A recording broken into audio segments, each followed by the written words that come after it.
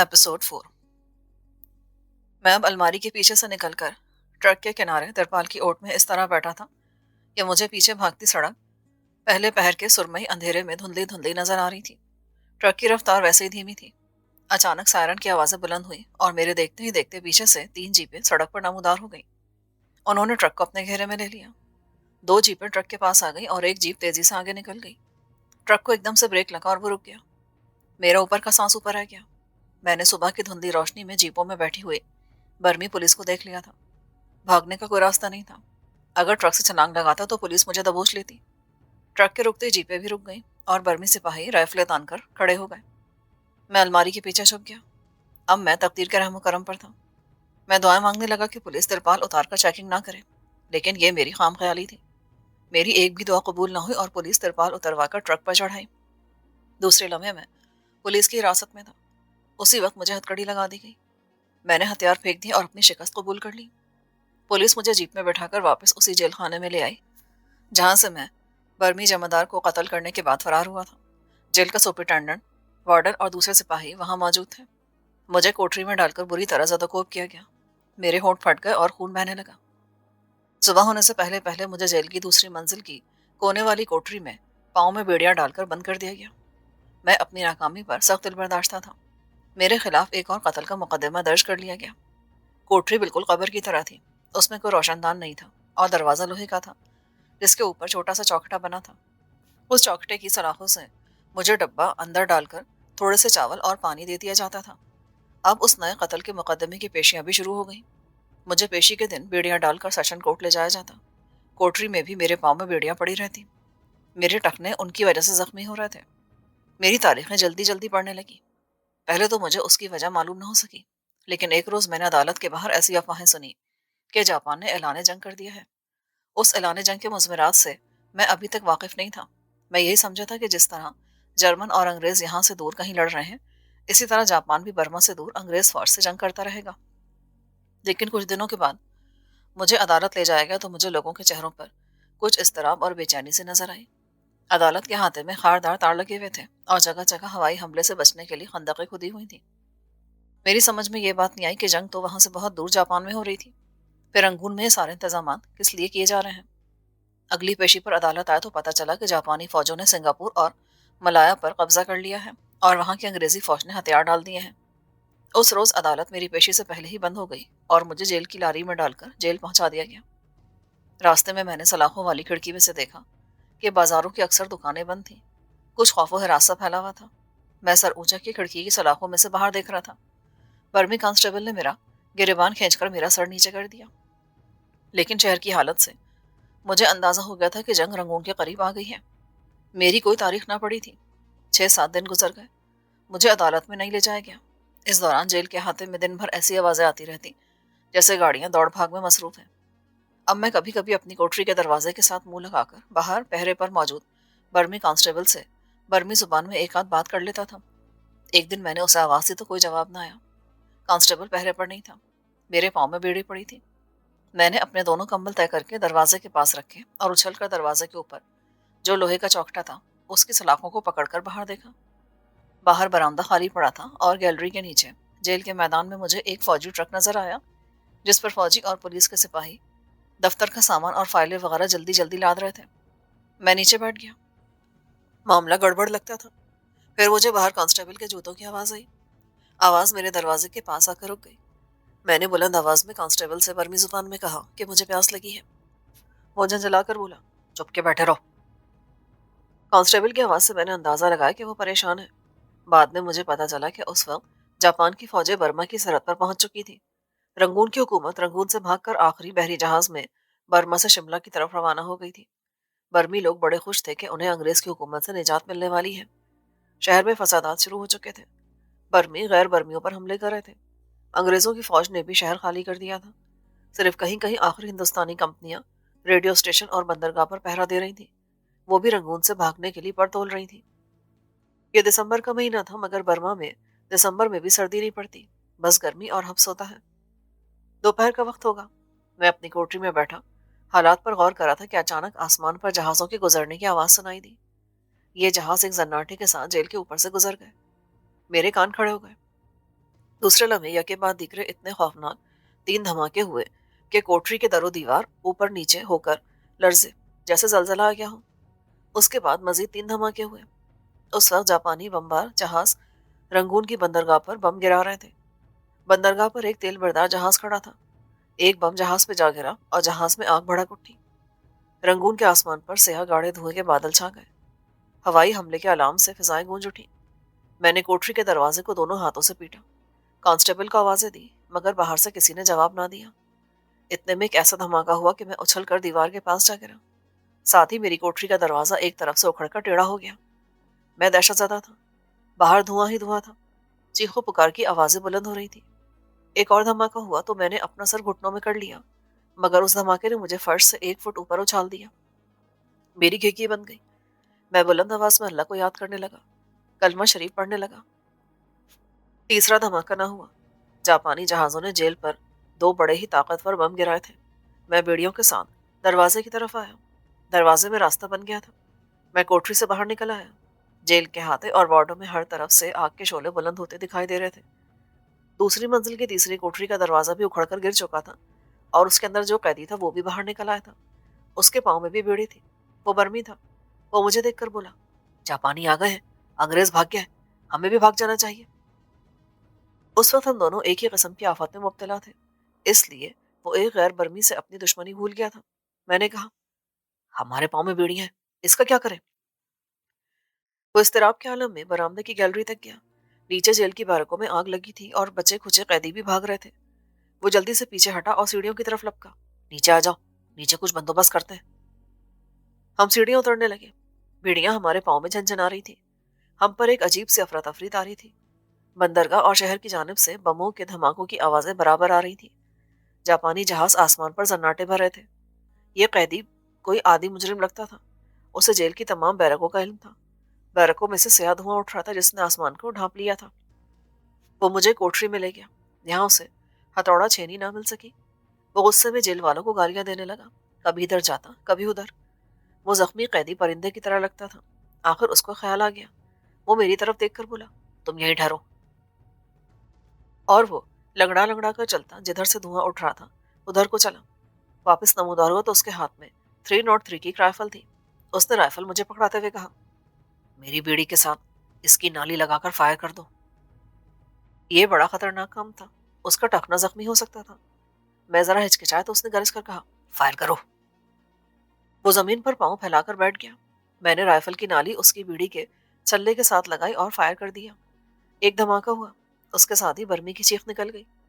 मैं समझा कि उसका पाँव भी बीड़ी के साथ ही उड़ गया है, मगर ऐसा नहीं था। सिर्फ धमाके से उसकी चीख निकल गई थी। बीड़ी एक तरफ से उड़ गई थी। इसी तरह मैंने उसके दूसरे पाँव की बीड़ी भी उड़ा दी। उसने पाँव बाहर निकाले और राइफल अपने हाथ में लेकर मैगजीन चढ़ाया। जल्दी से पाँव आगे करो। मैंने पाँव आगे फैलाकर मुंह दूसरी तरफ कर लिया। एक धमाका हुआ और मेरे पाँव को जबरदस्त झटका लगा। मेरा एक पाँव बीड़ी से आजाद हो चुका था। इसी तरह उस बर्मी कैदी ने मेरे दूसरे पाँव की बीड़ी भी काट दी। आजाद होने के बाद हम जेल के गेट की तरफ दौड़े। जेल की दीवार गेट समेत आधी से ज्यादा ढह चुकी थी। सुपरिटेंडेंट का दफ्तर जल रहा था। 2 आदमियों की जली हुई लाशें एक तरफ औंधे मुंह पड़ी थी। वहां हमें पकड़ने वाला कोई ना था। हमने जेल से निकलते ही एक तरफ दौड़ना शुरू कर दिया। जापानी जहाज अभी तक शहर पर बमबारी कर रहे थे और शहर की तरफ से धुएं के बादल मरगोलों की तरह उठकर आसमान की तरफ बुलंद हो रहे थे। सड़क पर हमें कई जगह रिक्शे और गाड़ियां उल्टी पड़ी नजर आईं। इंसानी लाशों के टुकड़े जगह जगह बिखरे हुए थे। मेरा ख्याल था कि ये बर्मी कैदी मेरे साथ ही रहेगा, मगर स्पार्क्स स्ट्रीट के नाके पर आते ही वो मुझसे अलग होकर जलती हुई इमारतों से बचता हुआ एक तरफ भाग गया। स्पार्क स्ट्रीट की कई इमारतें आग में जल रही थीं। सड़क के दरमियान एक ट्राम उल्टी पड़ी थी जिसके नीचे इंसानी जिस्म कुचले पड़े थे। मैं फ्रेजर स्ट्रीट की तरफ हो गया। असल में मैं अपने दोस्त युवान की खैरियत दरियाफ्त करना चाहता था। यहाँ से जो ही मैंने गली नंबर 39 का रुख किया तो दहशत से मेरी आंखें फट गई। 39 स्ट्रीट सारी की सारी मलबे का ढेर बनी हुई थी। कोई बिल्डिंग सलामत नहीं थी। जगह जगह से धुआं उठ रहा था। युवान का जर्द चेहरा मेरी आंखों में आ गया और मेरी आंखें भर आईं। लोग दहशतज़दा होकर शहर से बाहर की तरफ भाग रहे थे। जापानी जहाज रंगून पर जंग की पहली बमबारी करके बेपनाह तबाही फैलाने के बाद दूसरे हमले की तैयारी के लिए वापस जा चुके थे। फ्रेजर स्ट्रीट में तुर्की होटल के शीशे की अलमारियां चकनाचूर थीं और पेस्ट्रियां, क्रीम रोल सड़क पर पड़े थे। यहाँ एक सिक्का होटल था। उसके बाहर होटल का मालिक का بہت ہی موٹا باپ شیلنکا سی چارپائی پر بیٹھا رہتا تھا۔ جاپانی جہازوں نے نیچی پرواز کی تھی اور بازار کی دونوں جانب اندھا دھند گولیاں چلائی تھیں۔ میں ہوٹل کے قریب سے گزرا تو یہ موٹا سکھ اسی چارپائی پر اسی حالت میں مردہ پڑا تھا۔ اس کا پیٹ طیاروں کی گولیوں نے چھلنی کر ڈالا تھا اور وہ خون میں لت پت تھا۔ میں مغل اسٹریٹ کی طرف جا رہا تھا۔ لوگوں کی یہ حالت تھی کہ اپنا اپنا مختصر سامان اٹھائے بھاگے جا رہے تھے۔ برمیوں نے غیر برمیوں کے مکانوں کو لوٹنا شروع کر دیا تھا۔ گلی 49 میں کوئی بم نہیں گرا تھا، مگر وہاں کے غیر برمی مکین بھی برمیوں سے جان بچا کر بھاگنے والوں میں شامل ہو گئے تھے۔ بچے رو رہے تھے، عورتیں چلا رہی تھیں، مرد چیخ رہے تھے۔ قیامت کا منظر تھا۔ فریزر اسٹریٹ پر میکسم اسٹریٹ کے کونے پر ایک شراب خانہ تھا جس کا نام میکسم بار تھا۔ اس بار کا مالک گوا کا رہنے والا تھا۔ مسٹر ہمٹی نام تھا اس کا۔ اس کی یہ حالت تھی کہ اس نے بوتلیں کھول دی تھیں، خود بھی نشے میں تھا اور لوگوں کو دعوت عام دے رہا تھا۔ کچھ برمی اس کی الماریوں میں سے بوتلیں نکال نکال کر بوریوں میں بند کر رہے تھے۔ مغل اسٹریٹ کے ناکے پر ان گنت پھٹی کٹی لاشیں اور انسانی اعضا بکھرے ہوئے تھے۔ ایک عورت کا آدھا دھڑ سامنے والی عمارت کی دیوار کے ساتھ یوں چپکا تھا جیسے کسی نے کیل ٹھوک کر اسے دیوار کے ساتھ جڑ دیا ہو۔ سڑک پر جگہ جگہ بموں نے گڑھے بنا دیے تھے جن میں سے پانی نکل رہا تھا۔ جاپانیوں نے رنگون پر وحشیانہ طریقے سے بمباری کی تھی۔ کسی جگہ کوئی پولیس یا فوج کا سپاہی نظر نہیں آ رہا تھا۔ مغل اسٹریٹ میں اقبال نام کے ایک نوجوان سے میری شناس آئی تھی۔ وہ لاہور کا رہنے والا تھا۔ اس کی فرنیچر کی دکان تھی۔ میں اس خیال سے وہاں جا رہا تھا کہ اس کے ساتھ مل کر یہاں سے بھاگنے کے بارے میں بات کروں گا۔ اقبال کی فرنیچر کی دکان بچ گئی تھی مگر برمی اس کی دکان کو لوٹ رہے تھے۔ میرا لباس قیدیوں والا تھا مگر وہاں کسی کو میری طرف دیکھنے کی فرصت نہیں تھی۔ پھر بھی میں لباس تبدیل کر لینا چاہتا تھا۔ میں اس نتیجے پر پہنچ چکا تھا کہ رنگون پر جاپانی قبضہ کرنے ہی والے ہیں اور مجھے یہاں سے دوسرے غیر برمیوں کے ساتھ مل کر ہندوستان کی طرف پیدل مارچ کرنا ہوگا۔ رنگون پر اس وقت کسی کی حکومت نہیں تھی۔ جن لوگوں نے مجھے پکڑنا تھا وہ خود جانے بچاتے پھر رہے تھے۔ ان کا کوئی اتا پتہ نہ تھا۔ میں اقبال فرنیچر ہاؤس کے ساتھ والی گلی میں گھس گیا۔ یہاں کچھ لوگوں کے گھرانے آباد تھے۔ اس گلی کے سبھی مکان خالی تھے۔ مکانوں کا سامان گلی میں بکھرا پڑا تھا۔ برمی لوٹ مار کر رہے تھے۔ میں شکل سے کسی طرح برمی نہ لگتا تھا۔ مجھے خطرہ تھا کہ یہ لوگ مجھے بھی پکڑ کر ہلاک نہ کر دیں۔ چنانچہ میں خالی مکان میں گھس گیا۔ مجھے کرتا پاجامہ یا پتلون کی ضرورت تھی۔ سوچا اس مکان میں کچھ اور نہیں تو دھوتی بنیان تو مجھے کہیں نہ کہیں سے ضرور مل جائے گی۔ مکان کی پہلی منزل پر دکانیں تھیں۔ دوسری منزل کے کمروں میں ٹوٹا پھوٹا سامان بکھرا پڑا تھا۔ صندوق کھلے تھے۔ میں نے بکھرے ہوئے کپڑوں میں سے ایک پتلون تلاش کر کے پہن لی۔ پھر مجھے ایک نیلے رنگ کی قمیض بھی مل گئی جو کچھ تنگ تھی مگر میں نے پہن لی۔ جیل کے کپڑوں سے مجھے نجات ملی تو میں سیڑھیوں کی طرف دوڑا کہ اس خطرناک گلی سے نکل جاؤں۔ اچانک مجھے ایک عورت کی آواز سنائی دی۔ وہ دبی دبی آواز میں رو رہی تھی، جیسے اس کے دانت بج رہے ہوں، جیسے وہ اپنے رونے کی آواز کو دبا رہی ہو۔ مجھے اس وقت اپنی جان کی فکر تھی۔ ہر طرف نفسا نفسی کا عالم تھا۔ پھر بھی لڑکی کے رونے کی آواز نے جیسے میرے قدم جکڑ لیے۔ میرے دل میں انسانی ہمدردی نے جوش مارا اور میں جدھر سے آواز آ رہی تھی اس طرف بڑھا۔ آواز اسی منزل کے عقبی کمرے سے آ رہی تھی۔ اس مکان کے کمرے کی دیواروں پر مکہ مدینہ کی فریم کی بھی تصویریں لگی تھیں۔ یہ مسلمان کا گھر تھا۔ میں پچھلی کوٹری کے پاس آ کر رک گیا۔ عورت کے رونے کی دبی دبی آواز اندر سے آ رہی تھی۔ میں نے دروازے پر آہستہ سے ہاتھ مار کے کہا، بہن تم کون ہو؟ رونے کی آواز یکدم رک گئی۔ میں نے دوبارہ آواز دی تو اندر سے آنسوؤں میں بھیگی ہوئی نسوانی آواز سنائی دی، کیا تم مسلمان ہو، برمی نہیں ہو؟ بہن میں مسلمان ہوں۔ اس نے کوٹری کا دروازہ کھول دیا۔ میرے سامنے زرد رنگ کی ایک دبلی پتلی سہمی ہوئی لڑکی کھڑی تھی۔ اس کی عمر 18-20 سال ہوگی۔ اس نے نیلے رنگ کی پھولدار ساڑی پہنی ہوئی تھی۔ آنکھیں سوجی ہوئی تھیں اور ان میں حلقے پڑ گئے تھے۔ وہ دونوں ہاتھ سینے پہ رکھ کے میری طرف دہشت زدہ نظروں سے دیکھنے لگی۔ تمہارے ماں باپ کہاں ہیں؟ میں اپنی سہیلی کے گھر گئی ہوئی تھی۔ بم گرنے لگے تو میں وہاں سے بھاگی۔ یہاں آئی تو مکان برمیوں نے لوٹ لیا تھا۔ وہ دوسرے مکانوں کو لوٹ رہے تھے، عورتوں کو اٹھا رہے تھے۔ میں نے اپنے آپ کو یہاں بند کر لیا۔ میں نہیں جانتی کہ میرے ماں باپ کہاں ہیں، میری چھوٹی بہن کہاں ہے، میرا بھائی کہاں ہے۔ وہ چہرہ ہاتھوں میں چھپا کر سسکیاں بھرنے لگی تو میں نے اسے دلاسا دیا۔ میرے کپڑے پھٹ گئے تھے۔ میں یہاں پتلون قمیض کی تلاش میں آیا تھا۔ شاید میں نے تمہارے چھوٹے بھائی کی پتلون قمیض پہن رکھی ہے، لیکن تم فکر نہ کرو، رنگون کے ہر غیر برمی گھر پر یہی گزر رہی ہے۔ اگر تم چاہو تو میرے ساتھ آ جاؤ۔ میں رنگون سے بھاگ رہا ہوں۔ سب ہندوستانی یہاں سے بھاگ رہے ہیں۔ کہیں نہ کہیں تمہارے والدین اور بہن بھائی بھی مل جائیں گے۔ لڑکی نے میری طرف رحم طلب نظروں سے دیکھا۔ تم مجھے میرے ماں باپ کے پاس پہنچا دو گے؟ میں تم سے یہ وعدہ کیسے کر سکتا ہوں؟ یہاں ایک پل کا پتہ نہیں کیا ہو جائے۔ شہر میں قیامت مچی ہوئی ہے۔ اگر تم یہاں رہنا چاہتی ہو تو ٹھیک ہے، میں چلا جاتا ہوں۔ آخر کو مجھے بھی اپنی جان بچانی ہے۔ لڑکی نے کوئی جواب نہ دیا۔ وہ جلدی سے کوٹری سے نکل کر میرے پاس آ گئی اور میرا بازو پکڑ کر منت کرتے ہوئے بولی، تم میرے مسلمان بھائی ہو، مجھے میرے ماں باپ سے ملا دو۔ لڑکی کا نام رابی تھا۔ وہ مسلمان تھی مگر اس کا نام میری سمجھ میں نہ آیا۔ میں اسے گنڈوں کے رحم و کرم پر نہیں چھوڑنا چاہتا تھا۔ میں نے اسے ساتھ لیا اور مکان سے اتر کر آ گیا۔ مغل اسٹریٹ میں لوگ نقدی اور زیور وغیرہ باندھ کر بھاگے جا رہے تھے۔ میں رابی کو لے کر مغل اسٹریٹ سے ہوتا ہوا سڑک پر آ گیا، جو شہر سے باہر جانے والی بڑی سڑک کے ساتھ جا کر مل جاتی تھی۔ رابی نے کہا، یہاں میری ایک سہیلی رہتی ہے، کہیں میرے ماں باپ اس کے گھر پہ نہ ہو۔ رابی کی سہیلی کا گھر بھی لوٹا ہوا تھا۔ وہاں کے ایک بوڑھے برمی چوکیدار نے بتایا کہ رابی کے ماں باپ اور چھوٹی بہن بھائی وہاں آئے تھے۔ وہ رابی کے لیے سخت پریشان تھے۔ ان کا خیال تھا کہ رابی کو گنڈے اٹھا کر لے گئے ہیں۔ اس کی وجہ یہ تھی کہ رابی اپنی جس سہیلی کے گھر گئی تھی وہاں قریبی بم گرا تھا اور برمی گنڈوں نے سب سے پہلے اسی کے مکان پر دھاوا بولا تھا۔ رابی نے روتے ہوئے پوچھا، میری امی بابا کہاں ہیں اس وقت؟ بوڑھے برمی نے بتایا کہ وہ ایک قافلے کے ساتھ مل کر ہندوستان کی طرف چلے گئے تھے۔ رابی برمی بڑی روانی سے بولتی اور سمجھ لیتی تھی۔ میں نے رابی سے کہا، بہن گھبراؤ نہیں، ہم بھی ہندوستان کی طرف ہی جا رہے ہیں، راستے میں کہیں نہ کہیں تمہارے امی ابو ضرور مل جائیں گے۔ رابی آنسو بہاتی میرے ساتھ چل پڑی۔ اس وقت رنگون شہر کی یہ حالت تھی کہ سارے شہر کی غیر برمی آبادی کے پاؤں اکھڑ گئے تھے۔ برمی گنڈے نہ صرف ان کے گھروں کو لوٹ رہے تھے بلکہ ان کے بڑے بوڑھوں کو قتل کر کے ان کی جوان لڑکیوں کو اغوا کر رہے تھے۔ چنانچہ یہ لوگ نقدی زیورات اٹھا کر بچوں کو ساتھ لے کر شہر سے نکل کھڑے ہوئے تھے۔ یہ مفلوک الحال لوگ پیدل ہی ہندوستان کی طرف چل پڑے تھے۔ ان میں غریب مزدور بھی تھے اور کروڑ پتی تاجر بھی۔ دونوں میں سے کسی کو یقین نہیں تھا کہ وہ رنگون سے ہندوستان پہنچ جائیں گے۔ ان کے بال بچے، عورتیں اور بوڑھے بھی ساتھ تھے۔ تاجروں نے اپنی بھری ہوئی دکانیں ایسے ہی چھوڑ دی تھی۔ انہیں دکانوں کو تالا لگانے کی مہلت بھی نہ مل سکی تھی۔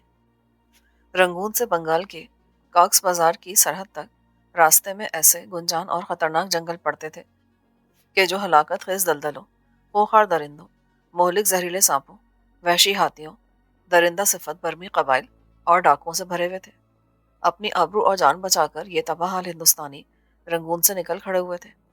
رابی کو لے کر جب میں بڑی سڑک پر پہنچا تو میں نے قافلے کی قطار دیکھی، جس میں گاڑیاں، رکشے، دو ایک ٹرک بھی تھے۔ میں نے بڑی مشکل سے رابی کو ایک ٹرک میں سوار کرا دیا اور خود ساتھ ساتھ پیدل چل پڑا۔ یہ قافلہ 2-3 ہزار مہاجرین، عورتوں، بچوں، جوانوں اور بوڑھوں پر مشتمل تھا۔ جب ہم لوگ کمائٹ کی بستی کے قریب سے گزرے تو مجھے قدرتی طور پر اپنی محسنہ اور دوست پربھا کا خیال آ گیا۔ میں نے رابی سے کہا، یہاں میرا ایک دوست رہتا ہے، میں اس کا پتہ کر کے ابھی آتا ہوں۔ میں نے اسے تسلی دی اور قافلے سے الگ ہو کر سڑک سے اتر گیا۔ قافلہ پیدل چل رہا تھا اور اس کی رفتار تیز نہیں تھی۔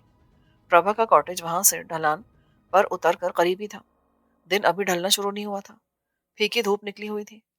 میں ڈھلان سے اتر کر نشیب کے درختوں میں آ گیا۔ اب مجھے پربھا کا کاٹیج سامنے نظر آ رہا تھا۔ قریب گیا تو دیکھا کہ پربھا کا کاٹیج بھی لوٹ لیا گیا تھا۔ اس کا سارا سامان جو ٹوٹ پھوٹ گیا تھا باہر بکھرا ہوا تھا۔ میں دونوں کوٹریوں میں گیا، پربھا کہیں بھی نہیں تھی۔ چارپائیوں کو بھی برمی گنڈوں نے توڑ دیا تھا۔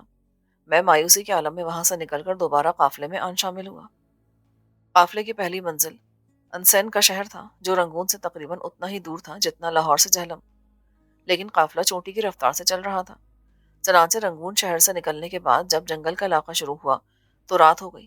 یہاں تک آتے آتے خستہ حال انسانوں کا یہ قافلہ مختلف ٹکڑیوں میں بٹ گیا تھا۔ ہر ٹکڑی کے درمیان فاصلہ بڑھتا جا رہا تھا۔ اس کی وجہ یہ بھی تھی کہ کچھ امیر لوگ اپنی موٹریں ساتھ لے آئے تھے۔ ابھی تک جنگل میں قافلہ ایک نیم پختہ سڑک پر چل رہا تھا۔ عورتوں، بچوں اور بوڑھوں کو گاڑیوں پر بٹھا دیا گیا تھا۔ جس قافلے میں اور رابی شامل تھے اس میں بھی ایک ٹرک تھا۔ ہم بھی اپنے پیچھے آنے والوں سے دور ہو گئے تھے۔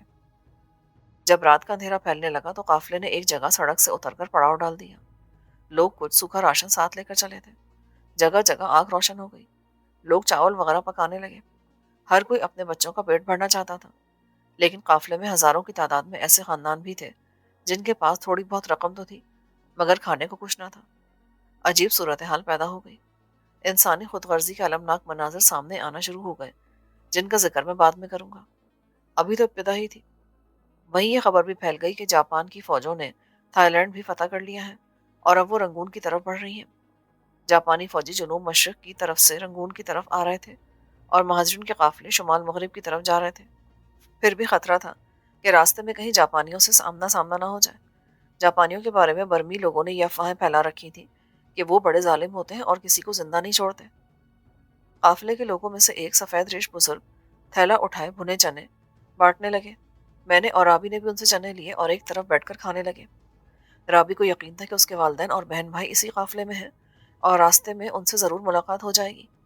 کبھی وہ کہتی کہ قافلے میں آگے جا کر انہیں ڈھونڈ لینا چاہیے، کبھی کہتی کہ ہم اسی جگہ رک کر پیچھے سے آنے والوں کا انتظار کرتے ہیں۔ میں اس کی باتیں سن کر چپ رہتا۔ مجھے معلوم تھا کہ یہ دونوں باتیں ناقابل عمل ہیں۔ ہم وہاں رک بھی نہیں سکتے تھے اور قافلے کے آگے بھی نہیں جا سکتے تھے۔ ہمارے ارد گرد جنگل ہی جنگل تھا۔ دور پرے پہاڑیاں اندھیرے میں بھوتوں کی طرح سر اٹھائے کھڑی ہمارا انتظار کر رہی تھی۔ ہمیں ان خطرناک پہاڑیوں میں سے گزر کر جانا تھا۔ ہر شخص جان بچا کر رنگون سے چل پڑا تھا۔ جن کے ساتھ جوان لڑکیاں تھیں وہ سخت پریشان تھے۔ کسی کو خبر نہیں تھی کہ خطرناک ترین اور دشوار گزار پہاڑی جنگل عبور کر کے بنگال کی سرحد تک پہنچ بھی سکیں گے یا نہیں۔ میں اور رابی قافلے کے لوگوں سے ذرا ہٹ کر ایک درخت کے نیچے بیٹھے تھے۔ رابی نے چادر اوڑھ رکھی تھی۔ رات سرد تو نہیں تھی مگر شبنم گرنے کی وجہ سے خنکی ہو گئی تھی۔ میں نے قریبی آگ روشن کر لی۔ جب تک آگ روشن رہی ہم بیٹھے رہے۔ پھر رابی وہیں درخت کے نیچے بجھی ہوئی آگ کے پاس لیٹ گئی۔ میں اس سے 15 قدم کے فاصلے پر گھاس پر لیٹ گیا۔ عام حالات میں شاید مجھے نیند نہ آتی، لیکن رنگون سے پیدل چل چل کر تھکاوٹ سے برا حال ہو گیا تھا۔ ذرا پاؤں پھیلائے تو نیند نے غلبہ کیا اور پھر مجھے کچھ ہوش نہ رہا۔ نہ جانے رات کتنی گزر گئی تھی کہ اچانک میری آنکھ کھلی۔ شاید کوئی میرے قریب سے بھاگتا ہوا گزرا تھا۔ میں جلدی سے اٹھ بیٹھا۔ قافلے کے سبھی لوگ سو رہے تھے۔ آگ بجھ چکی تھی۔ ہر طرف موت کا سناٹا چھایا ہوا تھا۔ قدرتی طور پر میرا خیال رابی کی طرف گیا۔ میں اٹھ کر درخت کے پاس آیا تو میرے پیروں تلے زمین نکل گئی۔ رابی درخت کے نیچے نہیں تھی۔ میں نے سوچا شاید وہ اٹھ کر کسی ضرورت کے تحت گئی ہوگی۔ میں واپس مڑ آئی تھا کہ رابی کی ایسی دبی ہوئی چیخ سنائی دی جیسے اس کی آواز نکلتے کسی نے اس کے منہ پر ہاتھ رکھ دیا ہو۔ میں دیوانہ وار اس آواز کی طرف بھاگا۔ میرا خیال تھا کہ اسے ڈاکو اٹھا کر لے جانے کی کوشش کر رہے ہیں، مگر ایسی بات نہیں تھی۔ رابی مجھے رات کے اندھیرے میں ایک طرف سہمی ہوئی کھڑی نظر آئی۔ معلوم ہوا کہ ایک سانپ اس کے اوپر سے ہو کر گزر گیا تھا۔ وہ خوف سے کانپ رہی تھی۔ میں نے اسے حوصلہ دیا اور اس طرف لے آیا جہاں قافلے کی دوسری مستورات سو رہی تھیں۔ کسی نہ کسی طرح وہ رات بھی گزر گئی۔ اگلے روز قافلہ پھر چل پڑا۔ میں اس مصیبتوں سے بھرے ہوئے سفر کو اس لیے یہاں طول نہیں دوں گا کیونکہ میری اصل کہانی اس کے بعد شروع ہوتی ہے، جب وہاں سے دور ایک اجنبی سرزمین میں چاندنی میں ڈوبے ہوئے نخلستان میں ایک سرمگی آنکھوں اور دراز سیاہ زلفوں والی لڑکی ایک حیرت انگیز اتفاق سے میرے دل کے قریب آ گئی۔ میری خواہش ہے کہ آپ بھی میرے ساتھ اس نخلستان میں چلیں جہاں ریت کے ٹیلوں اور نخلستان کی کھجوروں کے اوپر نیلے آسمان پر پورا چاند روشن تھا، اور جہاں میں نے پہلی بار اپنی زندگی کی پہلی اور آخری محبت سے ملاقات کی تھی۔ ہمارا بیار و مددگار قافلہ کسی نہ کسی طرح ہندوستان پہنچ گیا۔ وہاں رابی کے والدین بھی مل گئے۔ میں نے رابی کو ان کے حوالے کیا اور خود شلانگ چلا آیا۔ میرے پاس کوئی کام نہیں تھا۔ میرے سامنے زندگی کا کوئی مقصد نہیں تھا، کوئی مستقبل نہیں تھا۔ میں دن بھر شہر کی سڑکوں پر آوارہ گردی کرتا رہتا۔ ان دنوں جنگ عظیم زوروں پر تھی اور شہر میں کئی جگہوں پر فوجی بھرتی کے دفتر کھلے ہوئے تھے۔ میں جوان تھا اور میرا بدن بھی کثرتی تھا۔ میں نے فوج میں بھرتی ہونے کا فیصلہ کر لیا۔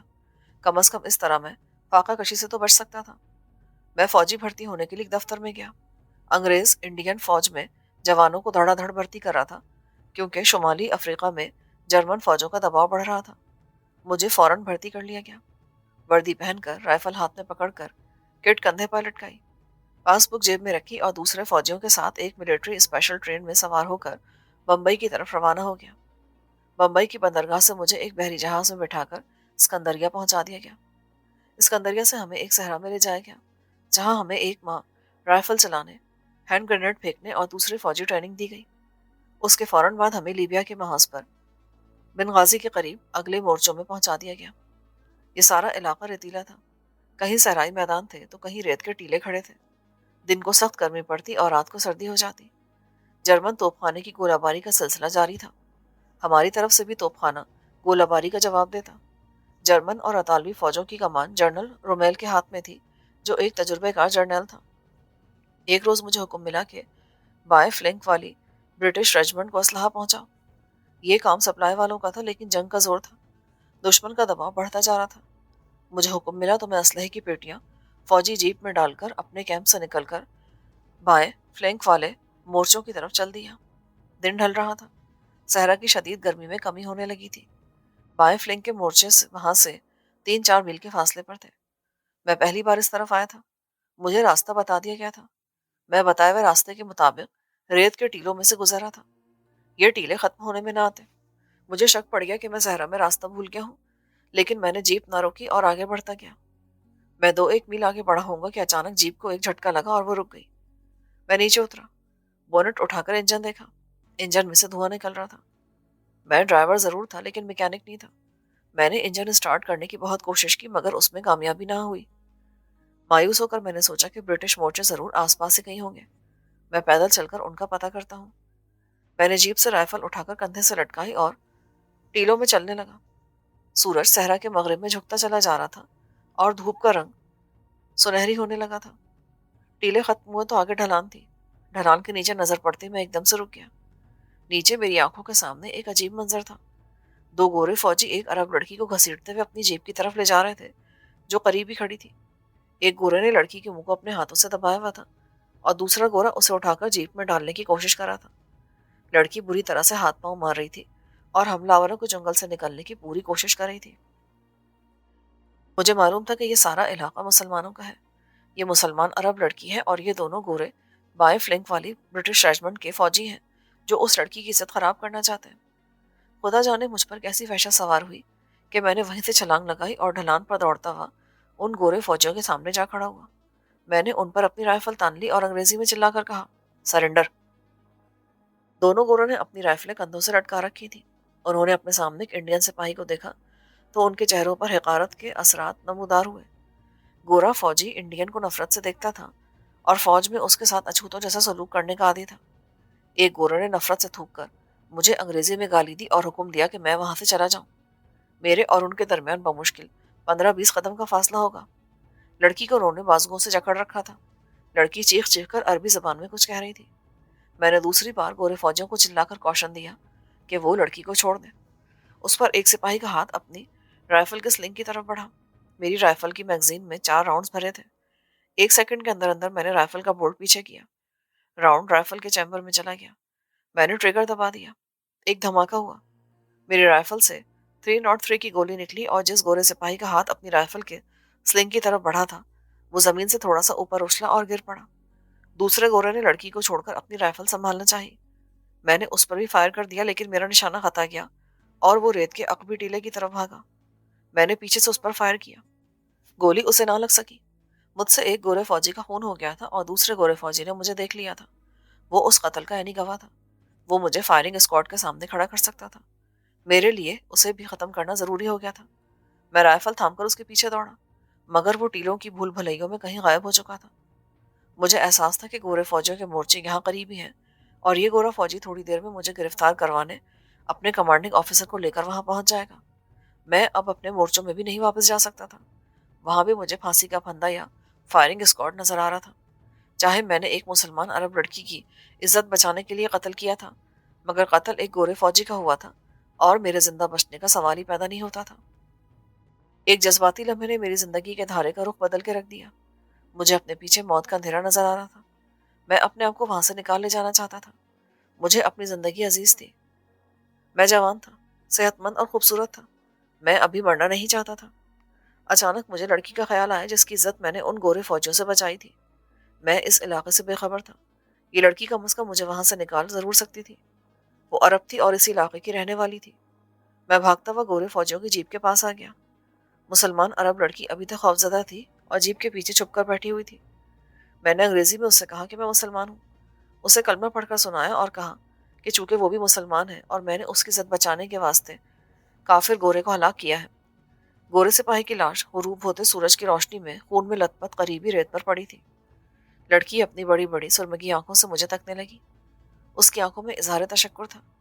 वो आंखें मेरे वजूद को अपने तिलिस्मी दायरे की कशिश में लपेटती महसूस हो रही थी।